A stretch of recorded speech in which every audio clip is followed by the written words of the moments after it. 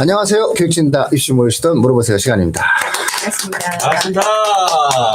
연속 그 숙제가 계속 무궁무진 나오고 있습니다. 실시간 방송을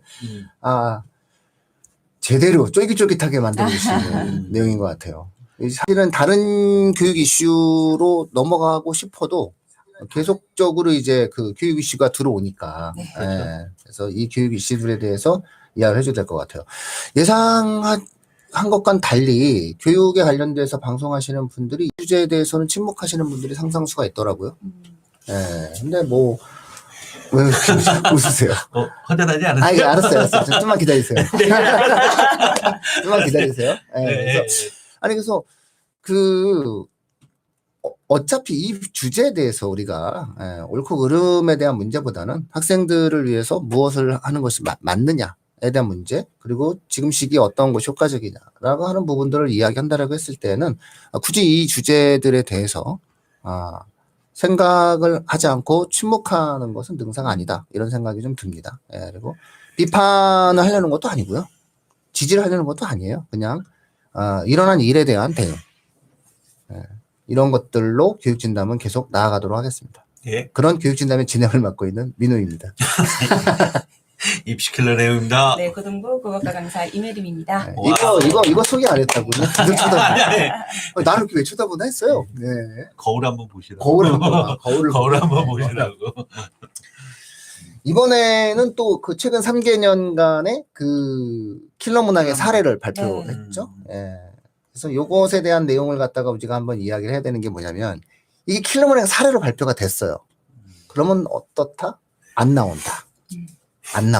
이번 수능에서 이건 나오지 않는다. 많죠. 그리고 앞으로 몇 년간 나오지 않는다. 뭐 이런 얘기예요. 그래서 어떻게 이걸 얘기 안 하는지 모르겠어요. 그러니까 이게 뭐냐, 이래가지고서는 어떻게 되는 거냐, 정말 잘했다, 못했다를 왜 따지냔 말이에요. 중요한 건 뭐다? 안 나온다예요. 네, 그러면 이거보다 더 중요한 게 어딨어? 교육을 이야기하는 사람, 입시를 이야기하는 방송에서 세상에 명확하게 시험 출제자가 이건 이제 내지 않습니다라고 얘기한 것을 방송 안 하면 뭘 방송하겠다는 건지 모르겠어요. 네. 안 나오는 이야기 바로 시작합니다. 일단 발표가 됐는데, 지난 우리가 그 지구과학의 홍인환 선생님하고도 이 부분에 대해서, 킬러 문항에 대해서 방송 찍어서 무료로 모의고사. 그게 아니라 내가 물어봤거든. 지구과학에서도 킬러 문항이 있냐니까 존재한다고 하더라고요. 특히 이제 작년 20번 같은 경우는 정답률이 3%?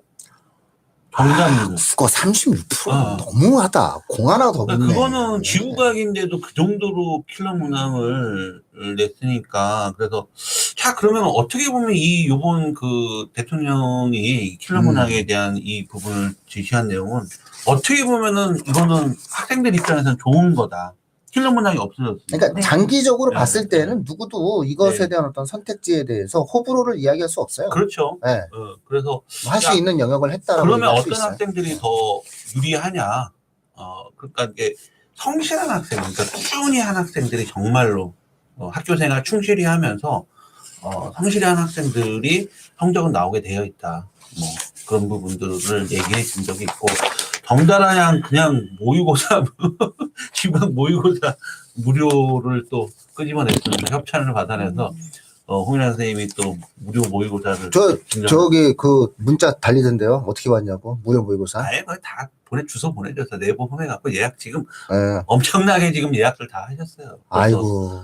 심지어 컨설팅까지 지금 무료로 지금 전화 컨설팅으로 예약을 다 해주셨는데. 원래 컨설팅 무료였으니까. 네.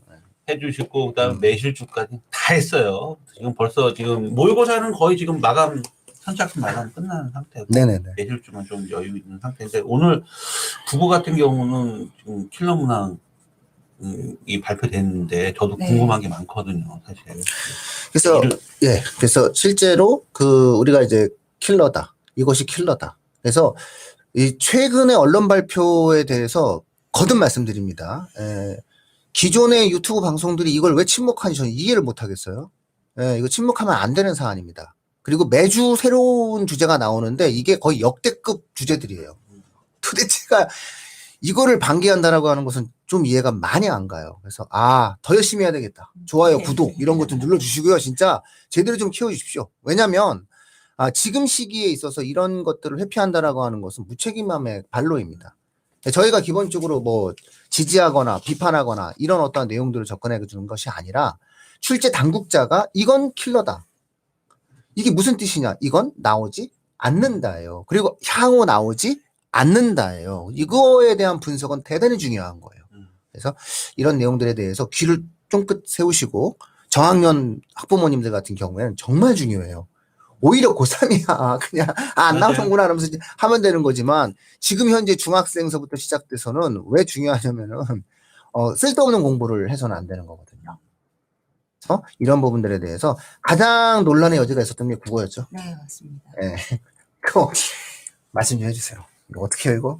저희가 계속 이야기를 했었던 것 가운데 일단 먼저 결론을 먼저 말씀을 드리도록 하겠습니다.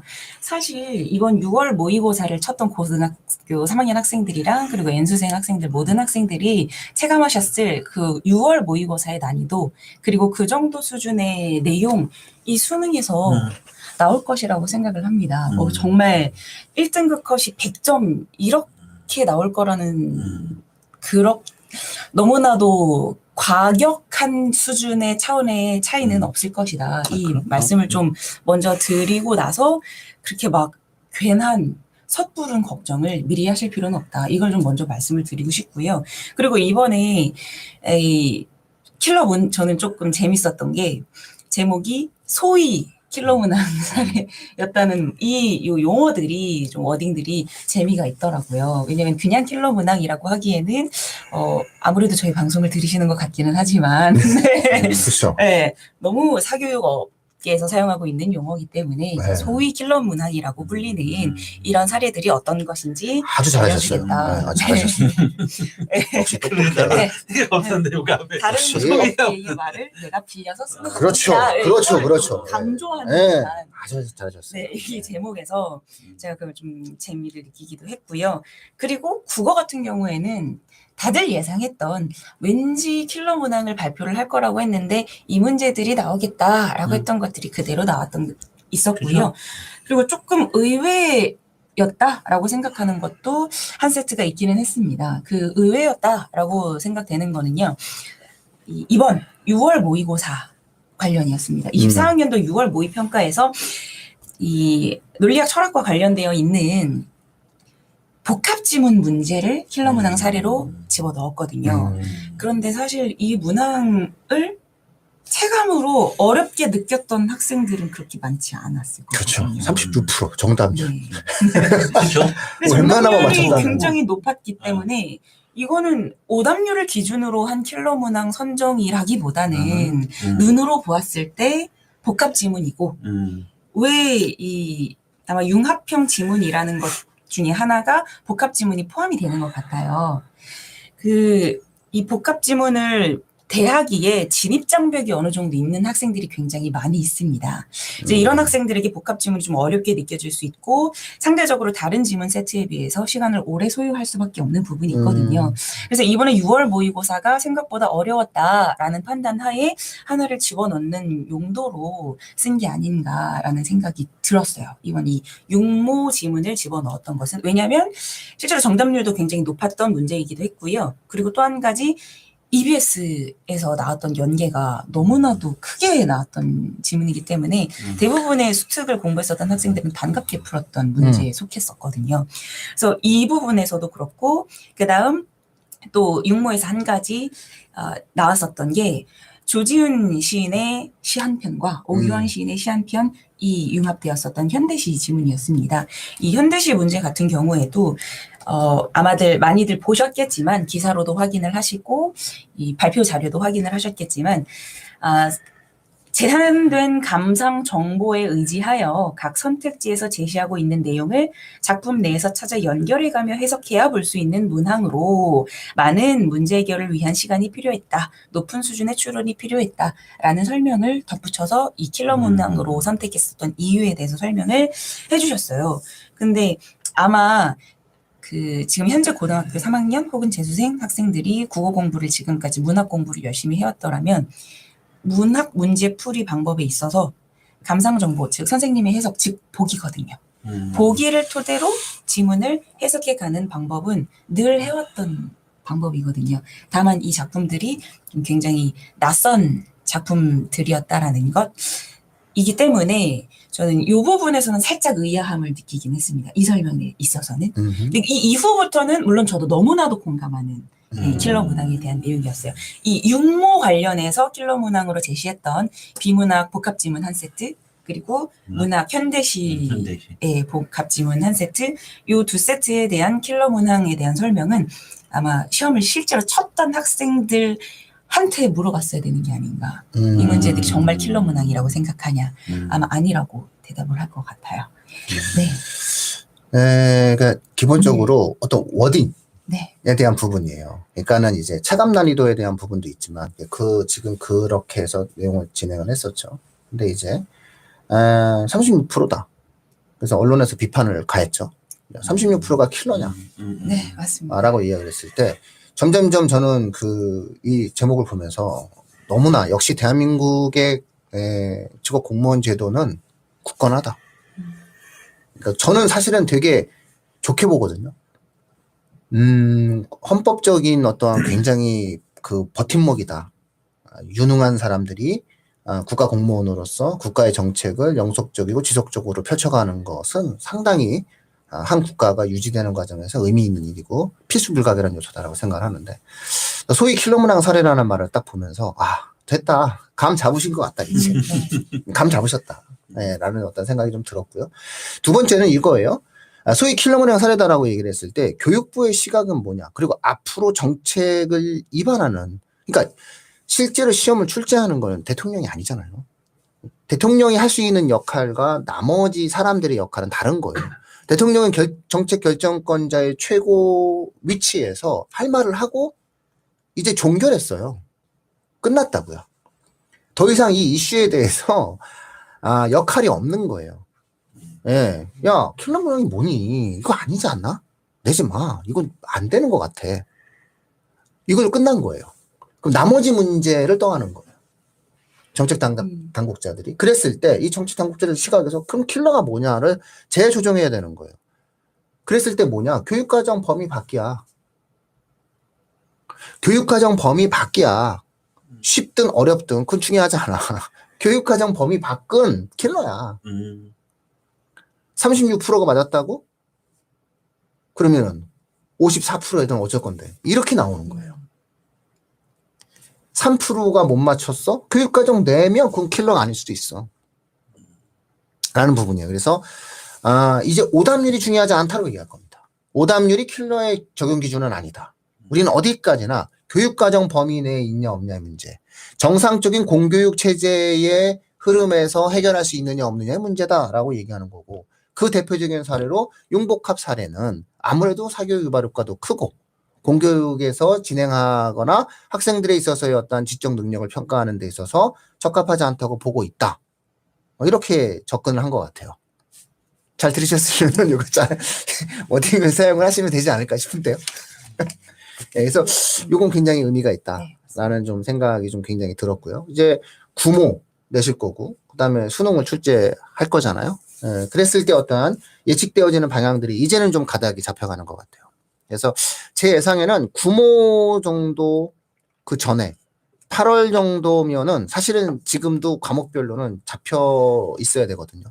사실 국어도 대응할 수 있어요. 올해 수능을. 이 정도 발표했으면 대응할 수 있거든요.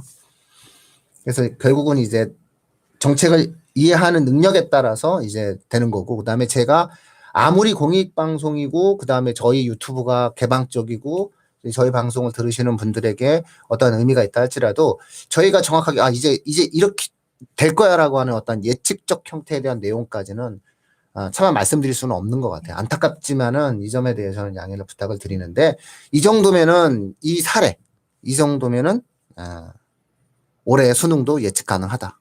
그리고 충분히 대응이 가능하다. 이제 불확실성은 상당 부분 제거된 게 아닌가. 라는 저는 생각을 해요. 근데 아직도 불확실성을 말하는 사람이 있다면 다시 한번 생각을 해보시라. 라는 말씀을 드리고 싶어요.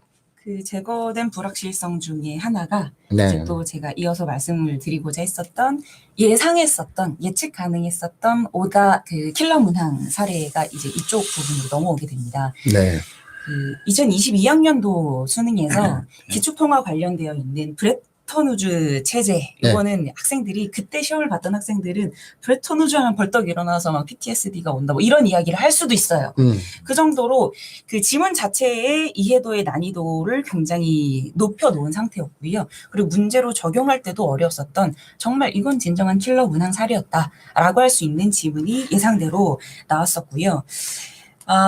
그리고 또 정말 저희가 예측하는 19년도에 나왔었던 네. 해통. 네네네. 그 사건을 아마도 많이들 기억을 할 거예요. 근데 또 3개년 수능과 관련해서 이 킬러 문항 사례를 이야기를 하다 보니까 아마 그거를 넣지 못한 게 좀 아쉽지 않았을까라는 생각을, 네, 그건 정말 넣고 싶었을 것 같습니다. 그래서 이 브레튼 우즈 체제 정도는 되어야, 그래, 이 정도의 지문은 학생들을 수학 능력 시험 문제를 풀면서 고통스럽게 하는 문제는 제거하겠다. 그게 정말 이번 정권에서 말하고자 했었던 진짜 그 의도였을 것이라고 생각을 해요. 네. 많은 분들이 한 반반 정도 이건 양날의 검이다라고 이야기를 하는 것 중에 학생들을 괴롭히는 킬러 문항이 없어지는 거는 좋은 취지가 아니냐라는 말씀들을 하세요. 그거는 저희도 이제 물론 공감을 하는 부분이기도 한데, 그것들은 이해를 하지만 네, 아마 이번 문항 같은 경우에는 그 오늘 요 말씀 올려주신 댓글도 읽어드려도 될까요? 네네네. 네. 그 재수생 아들이 킬러 문항이라고 이야기한 문제들이 아니었다. 실제로 수험생 역할을 하고 있는 친구들이 생각하기엔 내가 생각했던 킬러 문항 문제가 특히 이번 6월 모의고사는 정말 아니었을 것이라는 생각이 좀 들기는 하거든요. 그래서 이번에 킬러 문항 사례와 관련해서 저는 학생들을 너무나도 고통스럽게 하는 문제는 제거를 할 것이기 때문에 이것과 관련해서 우리의 취지가 적용이 될 것이다 라는 이야기를 하고자 하는 차원에서 이번에 킬러 문항 사례를 발표를 한 게 아닌가 생각합니다. 뭐 제가 이 사례, 그러니까 소위 킬러 문항 사례라는 말 속에서 대한민국의 직업공무원 제도는 굳건하다. 그리고 저 내용 발표해 줬거든요. 사실은 교육부는 할 일을 지금 하고 있어요. 그 일은 뭐냐? 제가 말씀드렸잖아요. 불확실성이 제거됐다니까요. 그 누구도 사실상 귀 안 보이나 죄송합니다. 안경을 안 쓰겠어요. 왜 오늘 이렇게 뿌옇지? 왜 우리 피디님 얼굴이 잘 안 보이지? 뭐야 내가 뭐 어디 아파? 그랬는데 죄송합니다 제가. 잘 보이네 제가. 그랬는데 이제 어느 정도는 이제 불확실성은 제거가 됐다라는 말씀 좀 드리는데. 한마디로 말씀을 드릴게요. 과거의 킬러 문항은 이랬던 거예요. 그냥 읽는 것 자체가 어려웠던 거예요. 네, 맞습니다. 읽는 것 자체가. 그리고 뭐 경제, 사실 뭐 요즘 학생들 경제 안 와요. 이 방송 들으시는 분도 X축, Y축, 수요, 공급 이거 모르시잖아요. 네? 종속변수, 독립변수 거꾸로 된 거 모르시잖아요. 경제학 그래프만 독립변수인 가격이 Y축에 있는 거 모르시잖아요. 그러니까 실질적으로 이런 것들에 대해서 정교하게 아는 학생이 유리한 게 맞아요. 그래서 굉장히 어려운 형태의 다양한 지식적 측면의 모의고사 문제를 많이 풀어야 됐다, 푸는 것이 유리하다라고 하는 이야기들이 굉장히 많이 나돌았었어요. 그리고 실제로 그게 아닌데요라고 얘기해봤자 시장은 이미 그렇게 흘러갔단 말이죠. 정확히 말씀드릴게요. 이제 그 흐름 완전히 막혔잖아요. 그럼 이제 뭐냐? 간단히 말씀드릴게요. 몰라서 못 푸는 문제가 아니라 알아도 못 푸는 문제를 내겠답니다. 이게 포인트예요. 다시 말해서 글 자체를 어렵게 내고 글 자체를 쉽게 내고의 문제가 아니다. 가독성 있는 제시문을 내겠다. 하지만 이 가독성 있는 제시문 속에서 학생들의 의미 파악과 언어적인 형태의 정확함을 묻는 문제를 내겠다입니다. 다 맞으면 어쩔 수 없는 거고, 거기서 틀리면 틀리는 걸로 우리는 변별성을 만들겠다. 그게 우리가 이야기하는 소위 킬러 문항 사례를 배제하고자 합니다. 라고 하는 거고요. 이 정도면은 대통령의 워딩과 교육부의 어떠한 집행에 대한 내용들이 이제는 완전히 합을 맞췄다라고 볼 수 있습니다. 그래서 불확실성은 없습니다. 그래서 150일 남았지만 대한민국이 한 달 만에 이 불확실성을 수평으로 만들어주는 내용을 만들어낸 게 아닌가라는 생각이 들어서 저 발표를 보고서는 조금은 안도, 안심 이런 것들이 좀 갖는 어떤 내용들은 됐어요. 다만 그건 저의 사례고 대부분의 사람들이 이 내용들에 대해서는 아직 정확하게 알지는 못하실 거다라고 생각이 들어서 안타깝습니다. 저의 어떤 개인의 감정은 이중적인데 이 방송을 들으시는 청취자분들은 명확히 이제 이해하셔야 됩니다. 내가 모르는 거랑 불확실한 거랑은 다릅니다. 교육부는 이미 불확실성에 상당한 것을 제거했다. 그리고 구모로 상당한 부분을 제거할 것이다. 그렇다면 이 과정에서 불확실성이 제거된 상황 속에서 내가 앞으로 무엇을 할 것인가에 대한 내용들에 대해서 정말 아주 치열하게 다시 고민을 하셔야 된다. 그것이 현재 고3과 N수생 학부모님들 같은 경우는 굉장히 중요하다라는 말씀을 드리고 싶어요. 개인적으로 연락하시면 답변을 드릴 수 있습니다. 방송에서는 차마 여기까지는 진짜 그러다가 이게 저희의 어떤 해석인 건데, 그러니까 이거는 마치 옳지 않습니다. 공정하게 이렇게 이야기되어지는 과정에서 마치 제가 알고 있는 내용들이 100% 정확한 것처럼 이야기되면서 중요한 국가의 정책적 사안에 대해서 제가 이렇게 말을 한다는 것 자체가 거기까지는 아무리 유튜브가 자유로운 방송이라 한다 하더라도 자유의 범위를 넘어간 거다라고 생각이 있습니다. 그 점에 대해서는 양해를 부탁을 드릴게요. 혹시 댓글 나오신 부분들 있나요? 네, 이렇게 지금 여러 가지 많이 나오네요. 현진 네네. 선생님 얘기도 나오고. 세무조사? 네네. 네, 그 이야기도 한번 저희가 다뤄보고 싶은데 수능에서 킬러 문항을 배제하기로 했고 그 킬러 문항 사례에 대해서 발표를 끝냈습니다. 그리고 한 가지 더 발언이 나왔던 게 내신에서의 킬러 문항도 배제를 할 수 있도록 조치를 하겠다라고 했는데 저는 그 부분에 대해서 굉장히 좀 이건 어떻게 하려고 하는 걸까라는 이야기를 좀 한번 또 나눠보고 싶었어요. 그 기사를 접한 우리 학부모님들이랑 수험생분들 그리고 또 여기에 영향을 받게 될 중학생, 고등학교 1학년, 2학년 학생들도 그 기사를 보고 굉장히 의아했을 거란 생각이 들거든요. 그때 그거는 이미 중4, 중2가 고등학생이 될 때부터 고1만 상대평가고 나머지는 절대평가라 학교에서 이미 킬러를 낼 생각이 없어요. 낼 수가 없어요. 킬러 내면은 과락이고 졸업이 안 되는데. 엄마들이 가만히 있을 거예요. 왜 절대평가 상관에서 왜 문제의 난이도는 문제를 어렵게 내냐. 왜 우리 학교만? 옛날에 그런 일도 있었죠. 왜 간단하잖아요. 왜 우리 학교만? 그러니까 왜 우리 학교만 그렇게 어렵게 내서 네. 왜 삐름하게? 너 왜 그래? 이렇게 되는 거죠. 그러니까, 생각해보면은 선생님들도 그래. 왜 우리 애만? 지금은 상대평가에가 선생님들이 변별력을 위해서 내신을 그렇게 내는 밖에 없잖아요. 네. 근데 이제 절대평가 되면은 그럼 굳이 저는 내신 절대평가가 됐을 때 내신 절대평가가 주는 가장 긍정적인 게 있어요. 그게 바로 뭐냐면은 학교의 수업을 바꿀 수 있어요. 학교의 수업이 바뀌어요. 그래서 교실의 변화가 생겨요. 공교육이 거대하게 변화가 되어지는 요소 중에 하나가 그리고 사실은 교육부가 이 부분에 대한 정책적인 투자를 좀 했으면 좋겠어요. 얼마 안 들거든요. 그래서 괜히 쓸데없이 이렇게 몇백억짜리 LMS 이런 거 이렇게 거의 한 1,000억대에 가까운 그래서 학원을 겨냥한 학원과 경쟁하겠다는 어떠한 그런 사교육 업체들이 만들어내고자 하는 그런 것들을 진행하려고 하기보다는 오히려 여기에 몇십억 몇백억만 투자한다 하더라도 진짜 학교의 공교육의 질과 퀄리티를 감히 사교육에 따라갈 수 없는 구조로 만들어낼 수 있는 게 있어요. 근데 그게 절대평가만 가능한 게 있어요. 이 절대평가가 됐을 때 가능한 게 바로 뭐냐면은 수업 방식과 평가에 있어서 PBL 수업이 가능해요. 지금 경기도교육청에서 제안하고 있는 내용이 PBL 수업이잖아요. 이게 가능해요. 그래서 질문을 베이스로 한, 그렇죠? 질문을 베이스로 한 교육이라는 게 PBL이잖아요. 네? 그래서 질문 위주의 수업으로 변화를 줄 수가 있는 게 이게 바로 뭐냐면 팀 프로젝트형 수업이거든요. PBL 수업이라는 게. 그러니까 학생들에게 과제를 주고 팀 과제를 주고 질문 베이스로 해가지고 교재라든가 내용들 자체를 이렇게 진행을 해나갈 수가 있어요. 근데 이게 지금도 잘 이루어지지 않잖아요. 내신이 상대평가이기 때문에 이루어지지가 않는 거예요. 그리고 보세요. 국어 선생님이 3명이야. 나는 PBL 수업을 하고 싶은데 내가 PBL 수업했다간 우리 애들만 내신이 안 나오네?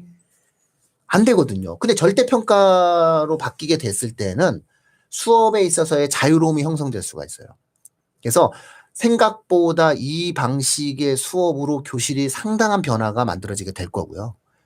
내신에 있어서의 어떠한 개념 A, B, C, D, E라고 하는 개념은 사실상 절대평가로 바뀌어지게 되는 상황에서는 그렇게 크게 의미가 만들어지지 않기 때문에 지금 상황에서의 내신의 킬러 문항이다 라고 하는 거는 정책과 어떠한 보조를 맞추기 위한 표현이다. 그리고 교육과정 범위 내로 한정 짓고자 하는 그거는 수능과 내신 모두 다 맞다 라고 이야기하는 워딩으로 이해를 하셔야 된다는 거죠. 다시 말해서 어렵다 쉽다가 킬러가 아닙니다. 그래서 소위 킬러 문항 사례라고 표현을 하신 거고 어렵다 뭐 쉽다가 킬러가 아니라 교육과정 내에 있냐 없냐의 문제. 그러니까 내신도 교육과정 즉 내신도 가르침 범위 내에서 내셔야지. 왜 갑자기 안 가르쳐 주시고 저기 이상한 데서 문제를 뽑아오시면 선생님들도 안 되십니다 라고 이야기한 부분인 거예요. 그래서 내신에서의 킬러다라고 하는 것도 마찬가지로 본인들의 교재, 본인들의 프린트, 본인들의 어떤 수업에서의 다루어졌었던 내용들을 중심으로 출제하시는 것이 맞다. 어디서 저기 끝에서 갖고 온다거나 이런 부분들을 만들어내는 것은 안 되는 것 같다라는 어떠한 표현을 하신 것 같습니다. 특목 자사고 인기가 시들어질까요? 갑자기 왜 이런 질문을? 여기 있어요. 그래요? 저는 얘기 나오니까 나온 거. 저는 뭐 그러니까 상황을 보세요. 상황을 보시면 인기가 시들어질지 인기가 시들어지지 않을지에 대해서는 존치를 했다는 그 자체도 거기에서도 또 이 고교학점제에서 존치를 확정 지은 거죠. 완전히 확정 지은 거죠. 지난번에 그 존치가 확정됐잖아요. 네. 그러니까 이게 중요한 게 이 학교가 사라지냐 안 사라지냐 되게 네. 중요한데 안 사라진다고 확정됐고요. 다양성을 위해서 존재하는 거잖아요. 그러니까 인문사회 쪽 학생들은 국제고랑 외고에 가서 수학을 하라는 거예요. 어학 쪽 학생들은 그쪽으로 가서 공부를 해라. 2개국어, 3개국어 공부하고 싶은 학생들은 외고를 가라. 이런 얘기거든요. 그렇죠. 그래서 의미가 있어요. 그래서 실제로 그런 부분들이 만들어진 거고. 그러면 당연히 학종 시대에는 어학 계통을 가려고 하는 학생들에게 있어서 대학 입장에서 봤을 때는 유리하겠죠. 그쪽 계통으로. 그러니까 외고가 옛날에 모든 것의 위였다면 지금의 외고는 어학계통의 특성화된 학교예요. 딱 그렇게 이해하면 되거든요. 지금 과거 영재고도 딱 그 입학 전형에 미리 네. 공지를 합니다. 네. 의대 간 학생들은 저희 학원하고 저희 학교하고 안 맞는다.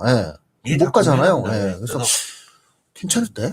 그리고 두 번째로는 내신이 절대평가가 되잖아요. 내신이 절대평가가 되면은 학교 간의 구성에 있어서 당연히 그래도 선발된 형태의 전국 단위 자사고가 유리할 수 있는 소지는 많겠죠. 그리고 마지막으로 좀 전에 제가 드렸던 PBL 수업은 어디가 잘 될 수 있는지 한번 생각을 해보세요. 내신 절대평가가 됐을 때 아이들이 선발된 인풋을 가지고 진행을 할 수 있는 것에 있어서는 훨씬 더 많은 결과를 가져올 수 있어요. 지금도 사실 그 수업은 뭐 특목 쪽에서 활발하게 되어 있고. 근데 이게 상대평가 내신에서는 기계적으로 진행이 되지만 절대평가 내신에서는 아이들의 거대한 변화와 성장을 만들어낼 수 있습니다. 왜냐하면 아이들이 일단 평가에 대한 두려움이 없기 때문에 더 깊게, 더 다양하게, 더 자유롭게 공부를 할 수 있는 기회가 주어질 수 있겠죠. 보통 국제고 학생들 같은 경우 노트북을 2개씩 뭐 태블릿 PC라는 노트북 같은 거는 2개씩 갖고 다니니까 그러면서 계속 검색하고 리포터 쓰고 뭔가 조별 수업이라는 이런 부분들도 계속 활발하게 이루어지고 있었었어요. 그래서 굳이 그 인기라고 하는 측면을 놓고 본다라고 했을 때는 그렇게 되기는 좀 어렵지 않지 않을까. 아까 근데 민우님 말씀대로 외국어를 전공하고 싶다. 외국 가면 되는 거고요. 뭐 국제라든지 경제 이쪽으로 뭐 좀 더 관심도 국제고 쪽으로 가는 거고. 네, 그래서 인문사회 쪽 학생들 중에서 어학 쪽은 외고. 그다음에 뭔가 특별하게 내가 다양한 형태의 공부를 해보고 싶다라고 하면 국제고. 이렇게 갈 거기서 거예요. 그 학교를 가는 건 우리 아이의 진로가 정해졌다는 얘기인 거잖아요. 좋은 선택이에요. 네. 그렇다면은 학종에서 더 확실성을 가질 수 있다는 얘기입니다. 그리고 자사고 같은 경우에는 이제 자연계. 네. 예, 의학계. 예. 뭐 이렇게 되겠죠. 화고 영재고는 공학계열, 공학계열, 이공계 예. 쪽으로 가요. 자연계, 순수학문. 예. 이렇게 그러니까 되겠죠. 그쪽으로 가면은 확실하다는 얘기예요. 이게 10년 정도 되면 이렇게 원래 이렇게 뿌리 내려요.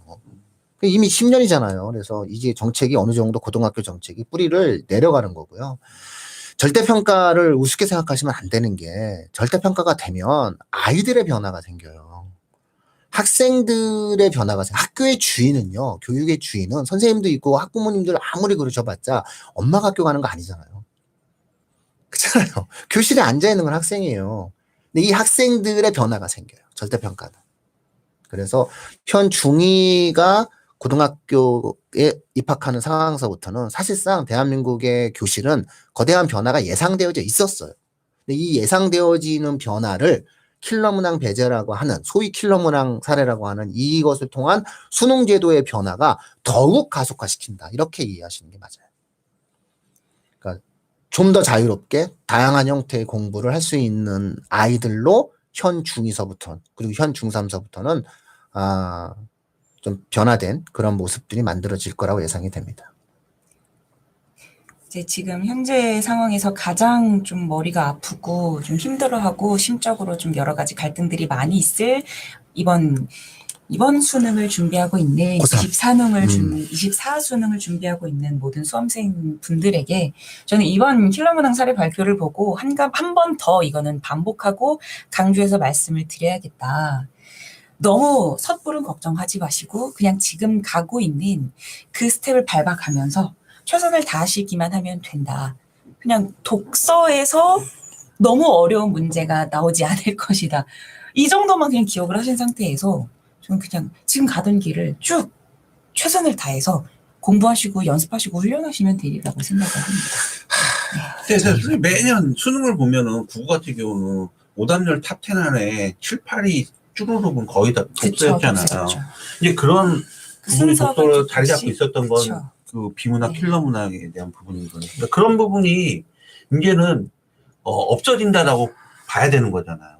그러면 이제 독서에 대한 큰 부담을 줄었으니까. 맞습니다. 그러면 이제 그러면서도 또 변별력은 유지하겠다라고 얘기했잖아요.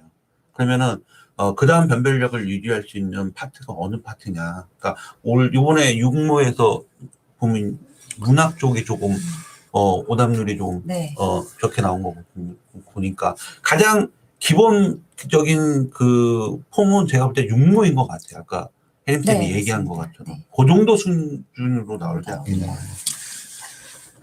제가 마음이 약해지기도 하고 요 정도까지는 안 해도 되지 않을까라는 생각이 좀 들어서 계속 이렇게 나오지만 참고 있죠. 참죠. 그런데 한번 이렇게는 말씀드릴 수 있을 것 같아요. 일단은 현 고3이랑 N수생분들은 EBS를 메인으로 삼을 수밖에 없어요. 예, 제가 예측을 해드립니다. EBS를 메인으로 삼아라. 왜냐하면 교과서가 없는 상황에서 누구도 출제위원들이 가지고 들어가는 게 교과서랑 EBS 교재거든요. 그리고 교육부도 EBS에서 출제를 하라고 얘기했기 때문에 일단 EBS를 메인으로 해라. 다만 EBS를 이제 꼴 수도 있고 이렇게 꼴 수도 있고 저렇게 꼴 수도 있잖아요. 그럼 한번 잘 제 얘기를 들어보세요. 우리 학교에 지원한 이유가 무엇인가요? 라는 질문과 우리 학교가 학생을 왜 뽑아야 하나요? 라는 질문이 있습니다. 자, 보세요. 근데 우리 학교가 학생을 왜 선발해야 하죠? 라는 질문을 본인이 우리 학교를 왜 지원했는지에 대한 지원 동기로 대답하는 학생이 있어요. 다시 한번 말씀드릴게요. 우리 학교에 왜 지원했나요? 라는 질문이 1번. 2번 질문이 우리 학교가 왜 학생을 선발해야 하나요? 라는 질문이 2번입니다. 자, 1번과 2번 질문은요. 전혀 다른 질문이에요. 그런데 학생이 느끼기에는 2번 질문을 받은 학생들은 1번으로 대답합니다. 제가요. 여기에 의해서 지원했어요. 이렇게 얘기합니다. 틀린 겁니다. 왜냐면 2번 질문과 1번 질문은 주체가 달라요. 자, 이번에 EBS를 가지고 시험을 출제한다라고 했을 때 이런 문제를 낼 수밖에 없습니다. 깊게 내거나 내용을 변화를 시키는 과정이 아니라 맥락과 흐름 속에서 제시문에 대한 내용들을 갖다 놓고 펼쳐가게 될 겁니다. 그렇기 때문에 EBS를 기본 메인으로 해서 다양한 형태의 공부를 해 나가시는 과정들이 지금 당장의 고3과 N수생들에게는 필수적으로 효과를 볼 수 있는 사안이다. 이렇게 한번 말씀을 드려볼 수 있을 것 같아요. 그리고 수학 같은 경우에는 기본 개념과 기본 원리. 과학도 마찬가지로 기본 개념과 기본 원리. 그래서 이런 것들에 대해서 자다깨나 벌떡 일어나가지고 한 번 더 외워보고 한 번 더 생각해보고 이런 어떠한 공부 방식이 만들어져야 되겠죠. 그러면 이게 사실 기존의 수능을 준비하는 것과는 조금 다른 맥락이 있거든요. 그러니까 이렇게 바뀌는 거예요. 지금 현재 앞으로의 어떤 시험의 평가가. 그래서 올해부터도 이런 형태에 대한 변화가 만들어진다라고 하는 거기 때문에 적어도 이 방송을 우리 방송의 청취자분들은 조금 더 나은 정보를 얻고자 하신다라고 했을 때는 저희가 방송에서 말씀드릴 수 있는 최대치 지금 말씀드리면 이 정도 말씀드릴 수 있을 것 같습니다. 청취자분께서 질문해 주셨던 거에 대해서 민우님께서 그 질문을 들으시기도 전에 답변을 해주신 것 같아요. 그래요? 지금 현재 네. 뭐라고 하셨어요? 지금 현재 올해 수능 국어 공부 방향에 적용할 수 있는 구체적인 방법을 알려주셨으면 좋겠다라고 말씀해 사람이 주셨는데 선량한 마음을 가져요. 네, 미리 알고 답변을 해주셨고 또 거기에 덧붙여서 국어 강사로서 한 가지 더 조금 팁을 드린다면 선택 과목에서의 난도가 높아질 것이라고 저희가 예측을 하고 있잖아요. 근데 대부분의 학생들이 EBS 언어 매치, EBS 화법과 작문은 공부를 하지 않습니다. 네, 왜냐하면 독서와 문학에서의 연계는 너무나도 잘 알고 있는 부분이기 때문에 그 중요성을 모르는 학생들이 없기 때문에 최선을 다해서 공부를 하고 있는 영역이 분명해요. 근데 나도 모르게 화작과 언매는 조금 도외시한 상태에서 문법 개념 공부, 내가 그동안 공부했었던 내용들 한번 복습하고, 그리고 화법과 작문은 뭐 공부 안 해도 점수 나오는 과목이니까 라고 생각하면서 살짝 뒷편으로 넘겨놨었던 경우가 많이 있을 텐데, 혹시 아직까지도 내가 선택했던 과목에 대한 EBS 수특을 보지 않으셨던 분들이 있다면 꼭 한 번 이상씩은 정독하시고 거기에 나와 있는 개념들과 적용 문제들을 꼭 한번 푸시고 오답 정리를 해보시는 게 큰 도움이 되지 않을까 생각합니다. 네, 뭐 당연히 너무 좋은 말씀 하셨어요. 덧붙여서 제가 한 말씀 드릴게요. 이주 교육부 장관께서 이번 사태가 만들어진 다음에 제일 먼저 어디를 갔는지를 한번 기억해 보세요. EBS를 갔습니다. 거기서 선생님들과 함께 간담회를 가지셨죠. 그래서 내처 만약에 꼭 제가 추가적으로 말씀드리는데 현재와 앞으로의 EBS 강사들 절대 사교육 시장에 나오지 못하도록 각서를 받든 계약을 하시든 명확하게 묶어두시는 작업을 교육부에 요청드립니다. 나오지 마세요. 끝까지 공익적 관점 속에서 자신의 삶의 명예를 지키고 권위를 지키시기를 추천드립니다. 그게 의미가 있는 거예요. 그리고 이미 인세로 상당한 소득을 받으세요. 여기 제가 얼마라고 말을 못하는데 학원 선생님들보다 더 많이 버세요. EBS 선생님들이. 그러니까 이미 충분한 소득이 있으세요. 그래서 뭐 방송에서 말하는 것은 적당하지 않지만 책 인수가 벌써 10만 권, 20만 권이 팔리는데 그리고 앞으로도 EBS가 메인이 될 거기 때문에 경제적인 보상은 이미 충분히 받고 계십니다. 더 몇십억, 뭐 몇백억의 어떠한 소득을 향해 가기보다는 그래도 물론 그걸 막을 수는 없어요. 자유시장 경제 체제에서. 하지만 애초부터 EBS는 우리는 그런 사람을 뽑겠다라고 할 수도 있는 거잖아요. 애초에 계약 자체를.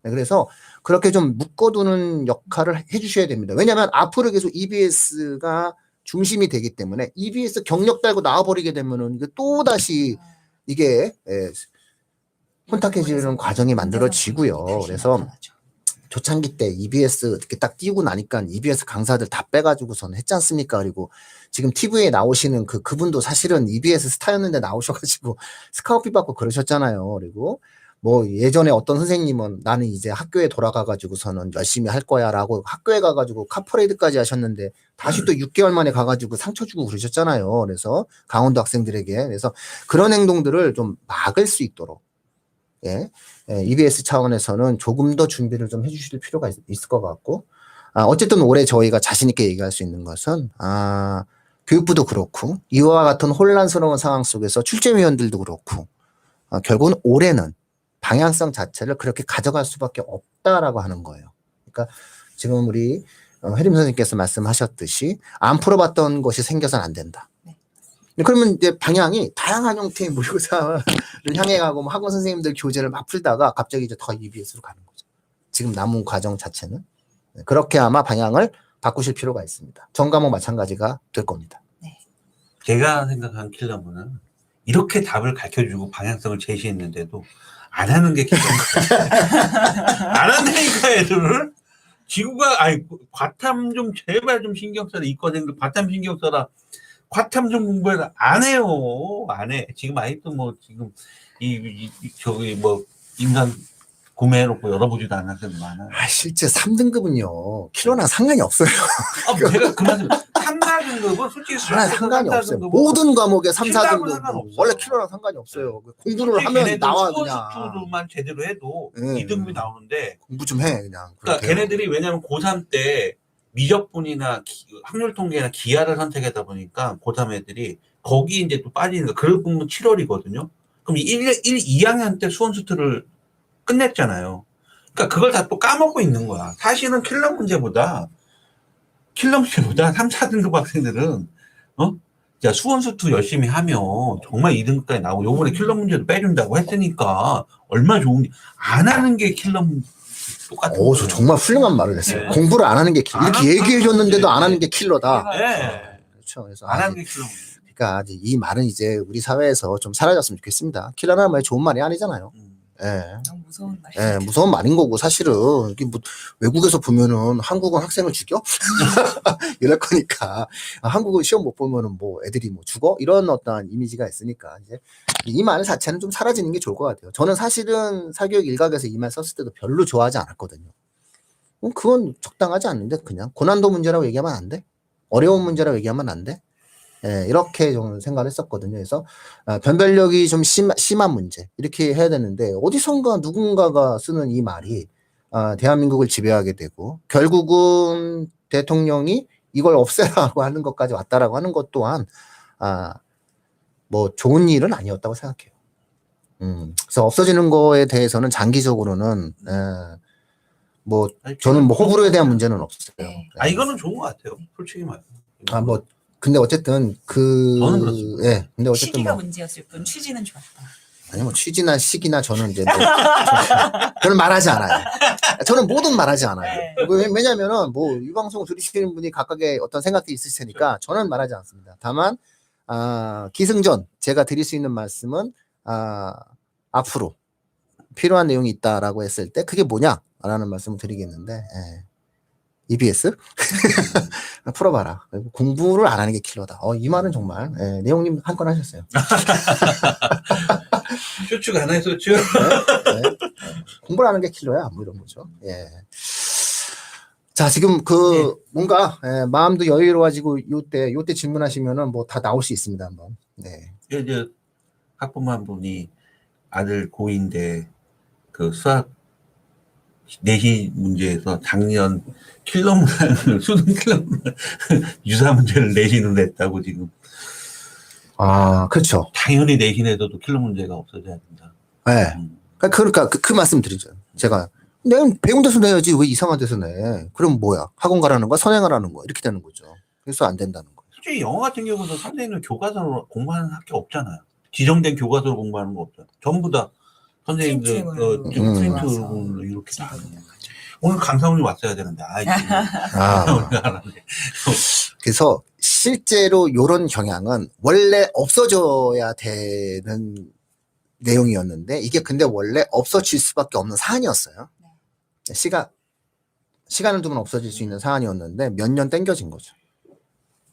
그래봤자 중2니까 몇 년이죠. 근데 사실 고1 지금 현재 고1과 지금 현재 고2와 중3 학생들이면은 사실은 교육당국 입장에서는 이 3년도 의미가 있거든요. 네, 그래서 이 부분들은 좋은 결정인 것 같아요.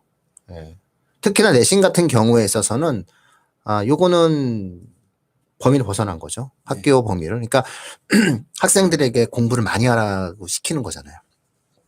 그리고 이렇게 등급을 만들어야 되니까 이게 상대평가가 선생님들이 힘들어 한다니까요. 아니 그거 변별력 늦게 출제해도 선생님도 사유서 써야 돼요. 네. 그래서 하면은. 지금 1학년도 상대평가 이렇게 한다라고 하는데 그것도 싫으신 학교 선생님들 많으실 거예요. 많죠. 이게 손이 많이 가요. 상대평가는 왜냐면 문제 출제하는데 손도 많이 가고 신경도 많이 쓰고 여러 가지로 문제가 변별력이라고 하는 거는 만들기가 쉬운 게 아니에요. 그러니까 시험을 출제하는 사람이 굉장히 그 노력을 많이 해야 되고 지적으로 되게 힘든 사안이죠. 노동의 강도가 높아요. 그러니까 저는 사실은 절대평가로 되면 선생님들의 노동의 강도도 낮아지고 아이들의 준비의 정도도 낮아지게 되면 이 두 개의 남은 여유와 에너지가 각자의 어떠한 학문적인 형태의 개발에 대한 발전으로 쏟아질 거거든요. 어차피 학생부 종합전형도 있고 그러니까 상당히 기대가 되는 부분이에요. 그래서 제가 아까 PBL과 같은 형식, 다양한 형태의 교실의 변화가 예상된다라고 말씀을 드렸던 거예요. 애청자 주말 선생님 이렇게 늦으셨어요. 저희가 오늘도 늦었나요? 아니 그게 아니라 주말 선생님이 늦게 들어오셨는데 우리 애청자 주말 선생님께서 오늘은 좀 늦게 들어오셨네요. 아. 네, 반갑습니다. 예, 주말 선생님.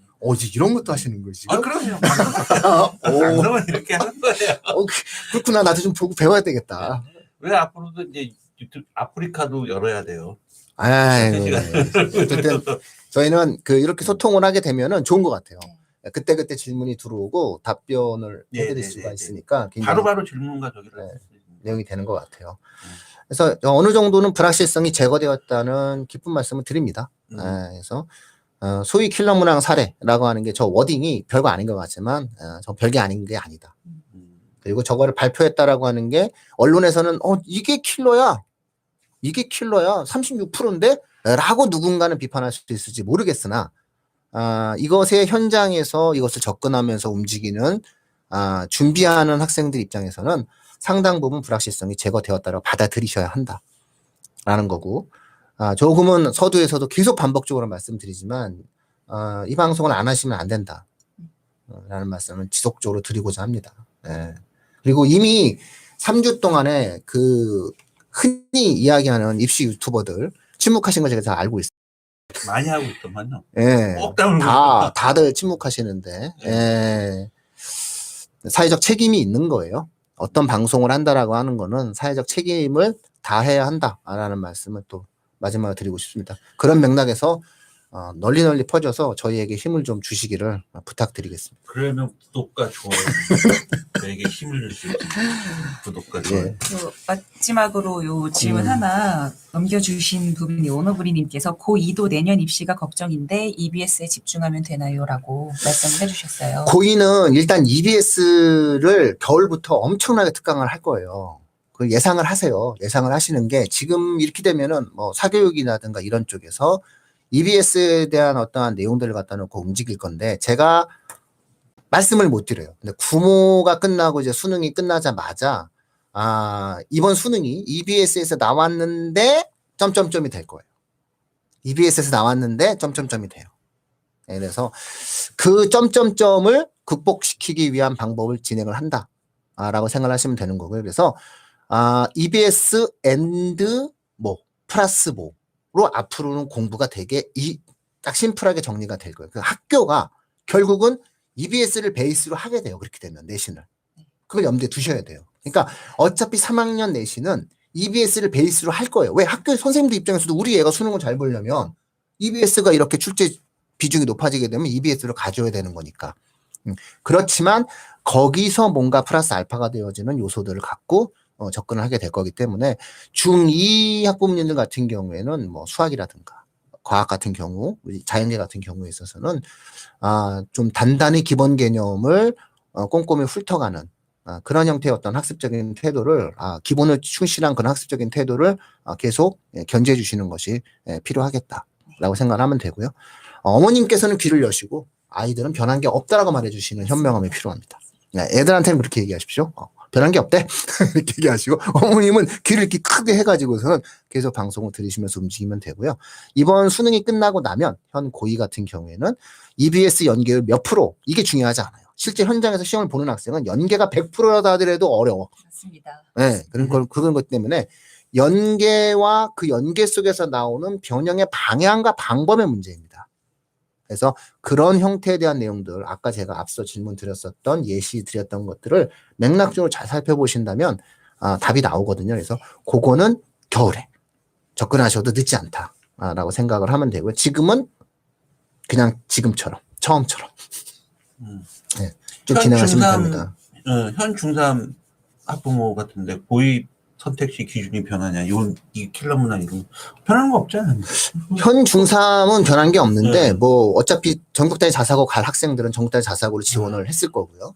뭐 국제고나 외고 지원한 학생들 지원했을 거고 영재고나 과고 지원한 학생들은 지원을 했겠죠.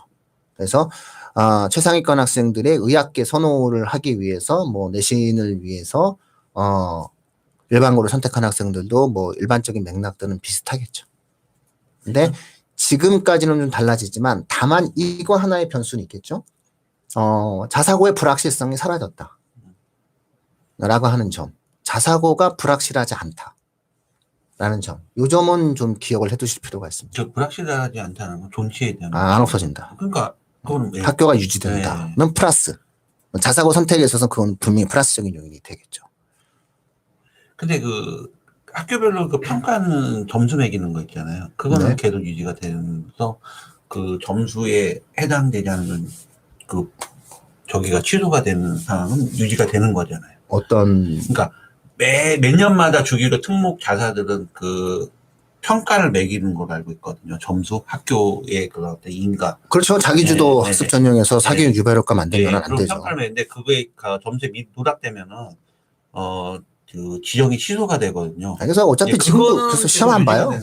어차피 유지가 지금도 시험 안 보고 학생부랑 자소서 면접인데 이 정도면 충분해요. 그리고 사실상 이 정도는 또 필요하고요.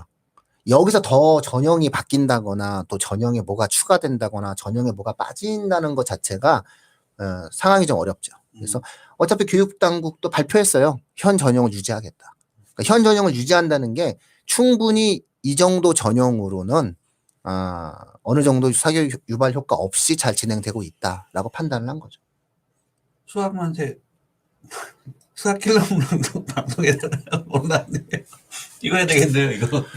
저희가 오늘 국어를 방송한 건 아니고요. 잘 맥락을 잘 들으시면 다 말을 했어요. 그러나 국어만세에서도 다시 한번 얘기할 거고요. 수학만세에서도 다시 한번 얘기를 하는데 중3 학부모님들 말씀 잘 드리겠습니다. 네, 더 이상 뭐 추가적인 형태의 질문이 없다면은 이 부분들로 오늘은 마무리를 짓고자 합니다. 여기 우리 그 늦게 들어오신 분이 소위 킬러 문제가 뭔가요? 마지막에 다 방송했는데 늦게 들어서 많이 이렇게 늦게 소위 오셔서 킬러 소위 킬러 문항사. 그 워딩에 대해서 참 네. 재밌다 이렇게 그런 취지에서 말씀을 해주신 것 같습니다. 네네네. 소위 킬러 문항 사례다라고 하는 거죠. 그렇구나. 내 뒤에 걸 못 읽었네. 네네네. 그래서 그걸 모르는 건 아니고. 그렇죠. 그래서 소위 킬러 문항 사례다. 내가 말한 건 아니다. 그죠. 나는 교육부에서 말하는 킬러 문항은 아니고. 이거죠. 나는 킬러라고 얘기한 적이 없는데, 사람들이 흔히 소위 킬러 문항을 얘기하는데, 이 부분에 대해서 내가 말해주겠다. 이거야. 네, 이런 건데, 이런 거는 내선 안 되는 거지. 이유는 킬러 문항이다 이런 걸 인정하는 게 아니라 이거는 교육과정 범위 내에서 공교육 정상화에 위배되기 때문에 내지 않을 거야를 발표하신 겁니다. 그래서 정확하게 사례가 나왔다는 것은 굉장히 중요한 가이드라인을 발표했다라는 거고 이 가이드라인으로 구모를 출제할 거고요. 이 가이드라인으로 수능이 출제될 겁니다. 자, 뭐 열심히 읽어보신다고 해서 뭐 더 내용들 없고. 네네. 요 정도면은 이제 슬슬 저희도 시간이 다 됐어요. 네, 어차피 다음 됐고 시간은 다 다음 되고. 방송도 또 이제 저희가 준비해야 될 것 같고요. 저희는 늘 교육만을 위해서 우리 수험생 여러분들과 부모님들을 위해서 공익적인 방송을 늘 추구하는 우리 또 왜냐면은 청취자분들께서 길잡이 방송을 해주셔서 너무 감사하다고 말씀해 주셨기 때문에 그런 길잡이 방송으로 계속해서 직진하도록 하겠습니다. 네, 대한민국의 학생들이 행복해지는 그날까지 저희 방송 오래 살아야 되겠네. 굉장히 건강해야 되네. 네, 그렇습니다. 알겠습니다. 마치도록 하겠습니다. 고맙습니다. 고맙습니다.